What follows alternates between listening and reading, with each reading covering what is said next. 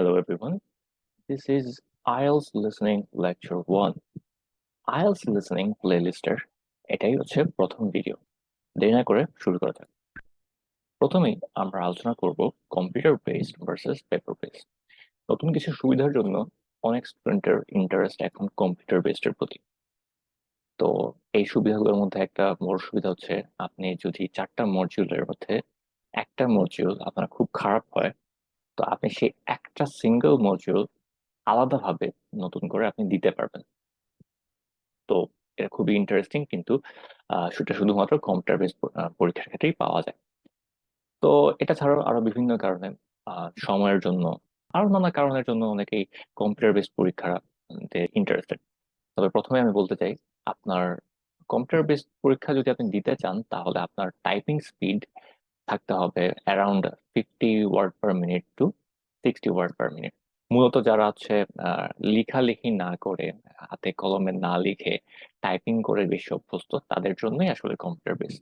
এখন আপনি নানান সুবিধা দেখে ভাবলেন যে এই যে সুবিধা পাচ্ছি, এখন আমি কম্পিউটার বেসড একটু প্র্যাকটিস করে পরীক্ষা দিতে, কম্পিউটার বেসড পরীক্ষা দিতে বসে যাই।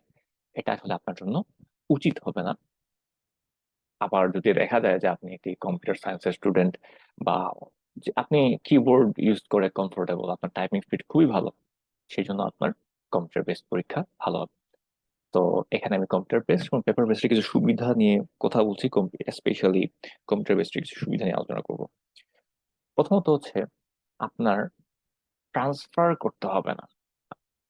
লিসেনিং পরীক্ষাতে আপনাকে আপনার আনসার গুলো, তো কোয়েশ্চেন পেপার দেওয়া থাকবে, সেই কোয়েশ্চেন পেপারে আপনি আনসার গুলো দাগাইলেন বা যেগুলো যেভাবে করে আপনি একটু নোট ডাউন করলেন, সেই আনসার গুলো একদম পরীক্ষা শেষে আপনাকে ট্রান্সফার করতে হয়।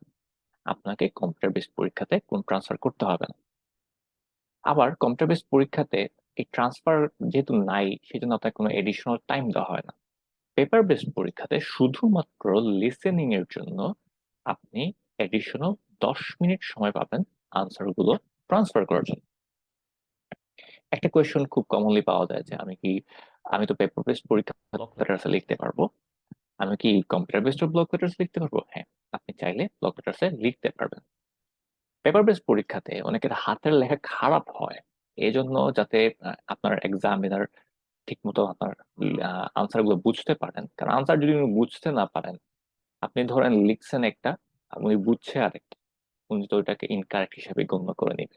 সেই জন্য আপনার হাতের লেখা যাতে পরিষ্কার হয়, সেই জন্য পেপার বেসড পরীক্ষাতে বিভিন্ন ইনস্ট্রাক্টররা সাজেস্ট করেন যে আপনি ব্লক লেটার্সে আনসার গুলো লিখবেন। এটা আসলে আপনার প্রেফারেন্স। আপনি যদি মনে করেন আপনার ব্লক লেটার্সে লিখলে সুবিধা হবে, যেহেতু লিসেনিং পরীক্ষাতে আসলে সময় নিয়ে খুব একটা সমস্যা হয় না, 10 মিনিটস আপনি এডিশনাল পাবেন ট্রান্সফার করার জন্য আনসার। এবং ট্রান্সফার করতে আপনি যদি ব্লক লেটার্স আস্তে আস্তে সুন্দর করে লিখেন, তারপর আপনার 5-6 মিনিটের বেশি লাগবে না। সেই জন্য আপনি চাইলে এগুলো ব্লক লেটার্সে সুন্দর করে ধীরে সুস্থে লিখতে পারবেন। লিসেনিং পরীক্ষাতে আনসার শিটে আনসার লেখার জন্য যথেষ্ট সময় পাওয়া যায়। সময় নিয়ে আসলে আনসার লেখার সময় নিয়ে সমস্যা হয় না। কম্পিউটার বেসড আরেকটা সুবিধা হচ্ছে, আপনি এমসিকিউ যে কোয়েশ্চেন গুলো আছে, সেগুলো একটা মাউসের ক্লিক দিয়ে আপনি সিলেক্ট করে ফেলতে পারবেন। আমি একটি এক্সাম্পল দেখাই। এই যেখানে একটা কোয়েশ্চেন দেখতে পাচ্ছেন, এই কোয়েশ্চেন গুলোর আনসার গুলো আপনি জাস্ট, এই যে আপনি চেকবক্স দেখতে পাচ্ছেন, এই চেকবক্স গুলো জাস্ট সিলেক্ট করলেই আনসারটা আপনার সিলেক্ট হয়ে গেল। এবং সিলেক্ট হয়ে যাওয়া মানেই কিন্তু আনসার গুলো আপনার আনসার শিটে ট্রান্সফার হয়ে যাচ্ছে। এটা হচ্ছে একটা কম্পিউটার বেসড সুবিধা। কম্পিউটার বেসড আরেকটা সুবিধা হচ্ছে, আপনার দেখা যাচ্ছে যে আপনি কোনো কোয়েশ্চেন আপনি আনসার করছেন, ধরেন আপনি পরীক্ষা দিচ্ছেন, আপনার কাছে একটা কোয়েশ্চেন খুব কঠিন মনে হচ্ছে, বা আপনি চলে গেছে, আপনি রেকর্ডিংটা চলতেছিল, আপনি কনসেন্ট্রেট করতে পারেন, অনেকের কনসেন্ট্রেশন ব্রেক হয়ে যায়। তো আপনি ভাবলেন যে আচ্ছা ঠিক আছে, এখন তো চিন্তা ভাবনা করার সময় নাই, আমার তো নেক্সট কোয়েশ্চেন, আপনি থেমে থাকতেছেন। আপনি আপনার রেকর্ডিংটা কম্পিউটার বেসড হোক আর পেপার বেসড রেকর্ডিং, আপনি কখনোই পোস্ট করতে পারবেন না। রেকর্ডিং তার নিজের মতো করে চলতে থাকবে, আপনি আপনার মানায় নিতে হবে। একটা কোয়েশ্চনের ওই জায়গাটা চলে গেছে, আপনি তো আর পোস্ট দিতে পারবেন না, পিছনে ফিরতে পারবেন না। তো আপনাকে অবশ্যই এটা নিয়ে আসলে পড়ে থাকা যাবে না। তো একটা চলে গেছে চলে গেছে, এই জন্য একটা চলে গেছে সেই জন্য আমি আমার নেক্সট কোয়েশনটাকে স্যাক্রিফাইস করে ফেলবো, আমার রেস্ট অফ দ্য এক্সামকে আমি স্যাক্রিফাইস করে ফেলবো, সেটা হবে না। ওই কোয়েশনটাকে মার্ক করে চলে যেতে হবে নেক্সট কোয়েশনে। কম্পিউটার বেসে মার্ক করারও দরকার নেই। আপনি একটা কোয়েশন ব্ল্যাঙ্ক রেখে গিয়েছেন, সেটা আপনি দেখতে পারবেন আপনার কোনটা ব্ল্যাঙ্ক রেখে গিয়েছেন। যেমন ধরেন আমি আমার, এই যে আপনি নিচে দেখতে পাচ্ছেন রিভিউ একটা অপশন থাকে, একদম নিচে কম্পিউটার স্ক্রিনের নিচে রিভিউ একটা অপশন থাকে, 1 2 3, এখানে 40টা এখানে থাকবে। সেটা হচ্ছে আপনার যখন আপনি একটা আনসার করে ফেলবেন, তো এই নাম্বার গুলোর নিচে একটা আন্ডারলাইন চলে আসবে। আমি পরের স্লাইডটা দেখাই, দেখুন এখানে আমি তিনটাই সিলেক্ট করছি, তিনটা সিলেক্ট করলে আপনার নাম্বার গুলোর নিচে একটা আন্ডারলাইন চলে আসছে। এটা হচ্ছে কম্পিউটার বেস পরীক্ষার সুবিধা। আরেকটা সুবিধা হচ্ছে, খুব বড় সুবিধা, আবার সুবিধা নাও মনে করতে পারেন, এই যে আপনার কম্পিউটার স্ক্রিনের উপরে দেখতে পাচ্ছেন আপনার টাইম দেখাচ্ছে, আপনার কতটুকু সময় বাকি আছে সেটা দেখাচ্ছে। আপনি আপনার পরীক্ষার হলে ডিজিটাল হোক বা অ্যানালগ হোক, কোনো ধরনের ঘড়ি নিতে পারবেন না। পরীক্ষার হলে আপনি আপনার ব্যাগও নিতে পারবেন না। একটা ছোট, মনে করুন আপনি যে ট্রান্সপারেন্ট ব্যাগ, আপনি আপনার এসএসসি পরীক্ষা দিচ্ছেন, এইচএসসি পরীক্ষা দিচ্ছেন, ট্রান্সপারেন্ট ব্যাগ নেওয়া অ্যালাউড। কিন্তু আইএলটিএস পরীক্ষাতে আপনি কোনো ট্রান্সপারেন্ট ব্যাগও নিতে পারবেন না। আপনাকে আপনার পেন্সিল, রাবার, শার্পনার, কলম এগুলো নিয়ে, হাতে করে নিয়ে পরীক্ষার হলে যেতে হবে। আরেকটা জিনিস নিয়ে খুব বড় কনফিউশন থাকে, কলম ব্যবহার করা যাবে কিনা। আপনি শুধুমাত্র আপনার রাইটিং পরীক্ষাতে কলম ব্যবহার করতে পারবেন। এটা নিয়ে অনেকের কনফিউশন থাকে, যে সবাই বলে যে না পেন্সিলই ব্যবহার করতে হবে, না এরকম নয়। আপনি শুধুমাত্র রাইটিং পরীক্ষাতে আপনি কলম ব্যবহার করতে পারবেন। রাইটিং এর আনসারের যে পোর্শনটা আছে সেখানে আপনি কলম ব্যবহার করতে পারবেন। মনে রাখা ভালো, আপনি রাইটিং পরীক্ষাতেও যে ক্যান্ডিডেট নেম উপরে যে দেখতে পাচ্ছেন এখানে, candidate name, candidate number, centre number, এই জিনিসগুলো আপনি ফিল আপ করবেন অবশ্যই অবশ্যই পেন্সিল দিয়ে। আপনি সেই ইনস্ট্রাকশন গুলো মনোযোগ দিয়ে শুনবেন, ধীরে সুস্থে। ইনভিজিলেটর একটা একটা করে বলবে, আপনি একটা একটা করে উনি যেভাবে বলবে সেভাবে একটা একটা করে ফিল আপ করবেন। ক্যান্ডিডেট নাম্বারটা ব্লক লেটারে লিখতে হয়, ক্যান্ডিডেট নম্বরটা আপনি জানা থাকবে, সেন্টার নাম্বারটাও জানা থাকবে। ওটা জানা থাকলেও সেটা আপনার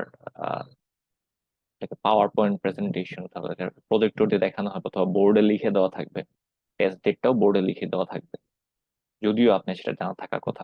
ধীরে সুস্থে করবেন, এইসব ভুল করা যাবে না। আপনি যদি দেখলেন 40টার মধ্যে 40টা আনসার কারেক্ট হয়েছে, কিন্তু আপনি এগুলোতে কোনো একটা ভুল করে দিয়ে আসছেন, আপনার রেজাল্ট আসবে না। স্পেশালি আপনার candidate name, candidate number, centre number এগুলোতে ভুল করা যাবে না। টেস্ট এটা ভুল করা যাবে না। একাডেমিক জিটি এখানে একটা এখানে নাই, কিন্তু কোয়েশন থাকবে একাডেমিক জিটি, যেটাকে শেড করতে হয় পেন্সিল দিয়ে। এখানে এগুলো আসলে এমসিকিউ গুলো এইভাবে দাগানো যায়, একটা সুবিধা। এছাড়াও আরো অপশন আছে যেগুলো আপনাকে অনেক সময়, যে মাল্টিপল চয়েস, এখানে মাল্টিপল জিনিস আপনাকে সিলেক্ট করতে হয়, এরকম কোয়েশ্চন থাকে। which three things does a guide to the library have information about? এইখানে আপনাকে তিনটা জিনিস, কোনো তিনটা জিনিস আপনাকে দাগাইতে হয়। তো এই তিনটা জিনিস আপনি দাগ দিয়ে দিতে পারবেন। আপনার পেপার বেস পরীক্ষাতে এগুলো থাকবে এ বি সি ডি, এরকম থাকবে। আপনাকে এইভাবে A B C D A D এভাবে করে দাগায় লিখে দিতে হয় আনসার শিটে। এখানে শুধুমাত্র একটা টিক চিহ্ন দিলেই আনসার শিটে এগুলা ট্রান্সফার্ড হয়ে যায়। এরপর দেখছেন এখানে এই জিনিসগুলো হচ্ছে ড্র্যাগ এন্ড ড্রপ। আপনি এখানের মধ্যে জায়গা আছে, আপনি এখান থেকে জায়গা ডান দিকের পোর্শন থেকে আপনি ড্র্যাগ করে জাস্ট এখানে বসায় দিলে আনসার গুলো চলে আসে। অবশ্যই অবশ্যই এখানে আপনি হাইলাইট করার সুবিধা পাবেন, যে কোনো একটা ওয়ার্ডকে আপনি ডাবল ক্লিক করতে পারেন, সিলেক্ট করে আপনি এখানে রাইট ক্লিক করলে হাইলাইট করার সুবিধা পাবেন। আপনি তো পরীক্ষাতে আসলে পেপার বেস পরীক্ষাতে আপনি পেন্সিল ছাড়া কিছু ব্যবহার করতে পারবেন না। হাইলাইট আমি ভাবতাম যে হাইলাইটার ব্যবহার করা যায়, কেন আমি পরে জানতে পারলাম যে এখানে আসলে হাইলাইটার ব্যবহার করা যায় না। হাইলাইটার আসলে খুবই সুবিধাজনক জিনিস, আমাদের দেখতে সুবিধা হয়, স্পেশালি হচ্ছে আপনি রিডিং এর ক্ষেত্রে এই জিনিসটাতে খুব অ্যাডভান্টেজ পেতে পারেন। এরপর দেখছেন এখানে ম্যাপের একটা ব্যাপার আছে। ম্যাপের আপনি ডেসক্রিপশন শুনে শুনে আপনি এখানে just A B C D E F, আপনি তো আপনার এখানে একটা জিনিস জেনে রাখা ভালো, যে যেটা হচ্ছে আপনার এই কোয়েশ্চেন গুলা হবে সিকুয়েন্সিয়াল। প্রথমে আপনার রেকর্ডিং এ যে শুনতে পারবেন, প্রথমে আপনি শুনবেন কিল শট নিয়ে, তারপরে শুনবেন আপনি হ্যান্ডিক্রাফট মিউজিয়াম, তারপরে শুনবেন আপনি স্কুল হাউস নিয়ে। তো এই জিনিসগুলা একটা খুব সুবিধাজনক। আপনি জাস্ট একটা সিলেক্ট করে ফেলতেই আপনার আনসারটা ট্রান্সফার হয়ে যায়। পেপারস পরীক্ষাতেও খুব এটা যে সমস্যা হবে সেটা না, আপনি শুধুমাত্র এবিসি ধরেন আপনি কোয়েশ্চেনে লিখে গেলেন, আপনাকে জাস্ট এখানে ই, এ, এফ আপনাকে আনসারে লিখতে হবে। তারপর এই জাস্ট সিলেক্ট করে ফেলাটা আসলে আপনার কনসেন্ট্রেশন ধরে রাখতে, আপনার মাইন্ডের জন্য, আপনার ব্রেইনের জন্য সুবিধাজনক। আপনি এই কম্পিউটার বেস পরীক্ষাতে ইন্টারেস্টেড যদি হন, তাহলে আপনি শুধুমাত্র যে আপনি একটা গুগল সার্চ করেন যে listening test, sample test, British council অথবা আইডিপি দুটোরই স্যাম্পল টেস্ট পাওয়া যায়, জাস্ট একটু গুগল করলেই আপনি আপনার একটা এই যে আমি এই যে এগুলো নিয়ে আসছি, এগুলো হচ্ছে স্যাম্পল। ব্রিটিশ কাউন্সিল এটা সম্ভবত আইডিপি থেকে নিয়ে এসেছিলাম, আইডিপির স্যাম্পল পরীক্ষার স্ক্রিনশট এগুলো। আপনি জাস্ট একটু যদি গুগল করেন, তাহলে আপনি এই স্যাম্পল এক্সামটা অ্যাক্সেস করতে পারবেন। এক্সাম নিয়ে আপনাকে কিছু ইনফরমেশন দিতে যাচ্ছি। এটা হচ্ছে আপনাকে 40টা কোয়েশ্চেন থাকবে লিসেনিং পরীক্ষাতে। আপনার 40টা কোয়েশ্চেন, প্রত্যেকটা কোয়েশ্চেন হচ্ছে একটা করে মার্ক। আপনার 4টা সেকশন থাকবে, 4টা সেকশনে আপনি এক এক রকম টাইপের কোয়েশ্চেন থাকে। আপনি প্রত্যেকটা পার্ট একবারই শুনতে পারবেন, আপনি কোনো কিছুকে রিপিট করতে পারবেন না, আপনি পিছনে ফিরতে পারবেন না, পোস্ট করতে পারবেন না। আর প্রত্যেকটা সেকশনের পরে শুরুতে আপনাকে একটু কোয়েশ্চন দেখার জন্য একটু সময় দেওয়া হয়, এবং প্রত্যেকটা কোয়েশ্চন আনসার করে ফেলার পরে সেই আনসার যেটি করেছেন সেটাকে রিভিউ করার জন্য আপনাকে অল্প একটু সময় দেওয়া হয়। এই অল্প সময়টা 1-2 মিনিটের বেশি না, খুবই শর্ট একটা সময়। তারপরেও এই যে কোয়েশ্চন দেখা এবং এরপর যে আনসারকে রিভিউ করা, এটার জন্য সময়টা খুবই ক্রুশিয়াল। সেকশন 1-এ আপনি শুনবেন হচ্ছে গিয়ে একটা conversation in a social context. ব্যাপারটা হচ্ছে আপনি দুইজন ব্যক্তির মধ্যে কনভারসেশন শুনবেন, এবং এই কনভারসেশনটা ইউজুয়ালি হয়ে থাকে একটা ট্রানজ্যাকশনাল পারপোজে। ধরে নিন যে the conversations are usually set in everyday situations such as booking a hotel room, making travel arrangements, or discussing plans with friends. The speakers might discuss personal information, preferences, and schedules. তো ব্যাপারটা হচ্ছে আপনি এরকম ধরেন শুনবেন যে আপনার, আচ্ছা ধরেন আপনি একটা হোটেল রুম বুক করতে যাচ্ছেন। তো হোটেল রুমটা বুক করবেন, তো হোটেল রুম বুক করতে হলে কি লাগে? আপনার ফোন নাম্বার লাগতে পারে, আপনার আইডি লাগতে পারে, আপনি কোথা থেকে আসতেছেন সেটা জানতে চাইতে পারে। তো এরকম জিনিস আপনার দেখা যাবে হোটেল রুম যে যে ম্যানেজার আছেন তিনি কোয়েশ্চেন করতেছেন, যিনি বুক করতে যাচ্ছেন তিনি আনসার করতেছেন। ডিটেল গুলো আসে হচ্ছে যিনি বুক করতে চাচ্ছেন তার ডিটেল গুলো আসে।